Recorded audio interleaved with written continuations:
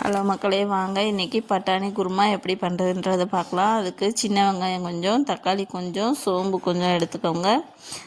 அதை நல்லா எண்ணெயில் வதக்கிட்டு தேங்காய் கொஞ்சம் எடுத்து அதையும் சேர்த்து இதோடு நல்லா வதக்கிடுங்க. வதக்கிட்டு ஒரு மிக்ஸி ஜாருக்கு மாற்றி குழம்பு மிளகாய் தூள் நம்ம தேவைக்கேற்ப ஒரு 2 ஸ்பூன் 3 ஸ்பூன் போட்டு அதையும் சேர்த்து மிக்சியில் அரைச்சிக்கோங்க. அரைச்ச விழுதை நம்ம பட்டாணி ஏற்கனவே ஊற வச்சுருந்த பட்டாணியை 2 விசில் விட்டு குக்கரில் எடுத்து வச்சுருக்கேன். அது கூட கொஞ்சம் கத்திரிக்காய் போட்டிருக்கேன்.